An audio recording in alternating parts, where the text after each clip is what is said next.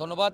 আমরা সকলে অবগত আছি, দীর্ঘ ১৭ বছর পর আমাদের প্রিয় নেতা বাংলাদেশ জাতীয়তাবাদী দলের সম্মানিত ভারপ্রাপ্ত চেয়ারম্যান তারেক রহমান আজকে ইতিমধ্যে বাংলাদেশে পদার্পণ করেছেন।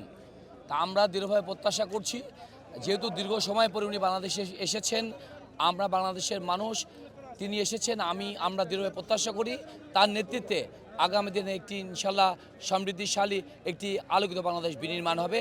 সেই বিনির্মাণে বাংলাদেশের সমস্ত সাধারণ মানুষ বাংলাদেশ জাতীয়তাবাদী দলের পাশে থাকবে এবং তারেক রহমানের পাশে থাকবে। আজকে বলবো যে প্রত্যেকটা বাড়াবাড়ির একটা ফল আছে। আজকে আমাদের প্রিয় নেতা বাংলাদেশে আসছেন আর উনি ভারতে পালিয়ে আছেন।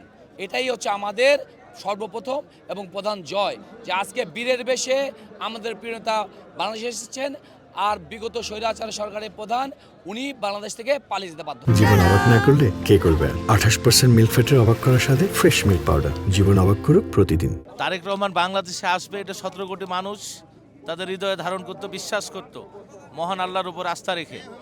আজকে উনি ফিরে আসছেন, এটাই তার প্রমাণ।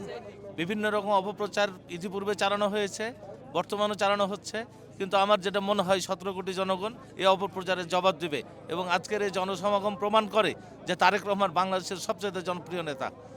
তো তার আগমন উপলক্ষে আমরা চাঁপাইনবাবগঞ্জ জেলা এবং বিশেষ করে চাঁপাইনবাবগঞ্জ 2 আসনের আমরা যারা নেতাকর্মী যারা আছি তারা তারেক রহমানকে আমরা স্বাগত জানাচ্ছি এবং তার সুস্বাস্থ্য এবং দীর্ঘায়ু কামনা করছে।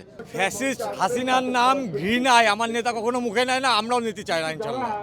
যে হারাই গেছে সে হারাই গেছে, তারা নিয়ে এত আলোচনার দরকারটা কি? এক নেতার এক দেশ, তারেক রহমানের বাংলাদেশ।